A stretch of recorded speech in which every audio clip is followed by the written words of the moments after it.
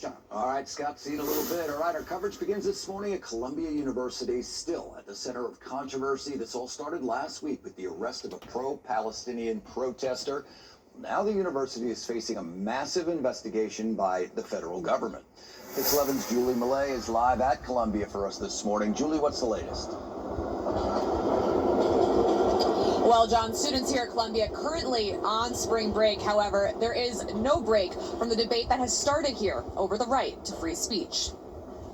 You're gonna have to come with us.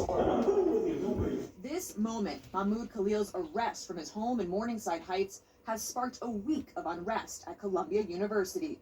It spurred protests here at Columbia and also across the country. I was born and raised in a Palestinian refugee camp. But since last year, the 30-year-old has been a lawful permanent resident. The Trump administration saying his green card is being revoked for pro-Palestinian activism at Columbia University. The Justice Department Friday launching a probe into Columbia for harboring who it calls illegal aliens and allowing pro-Hamas propaganda to flourish. We are also looking at whether Columbia's handling of earlier incidents violated civil rights laws and included terrorism crimes. Columbia's president says Homeland Security agents unlawfully searched 2 campus dorms Thursday and separately arrested a graduate student for her participation in protests.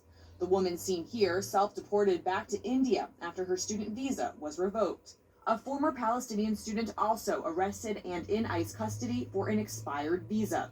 Many students opted not to speak with us, but those who did shared the sentiment of some on campus. People are just generally feeling unsafe. Like I said, people are being threatened. The general consensus is that the university is not doing enough to protect the students. And back out here live. On Thursday, Columbia announced they handed out disciplinary action to students who stormed Hamilton Hall here last spring. That came after when the White House pulled $400 million in federal funding, citing what they called Columbia's failure to protect Jewish students here on campus. That is the latest in Morningside Heights. I'm Julie Millet, Pix 11 News. All right, Julie, thank you. Well, the owners of several businesses on Burnside Avenue in the Bronx devastated to learn that their businesses are going to have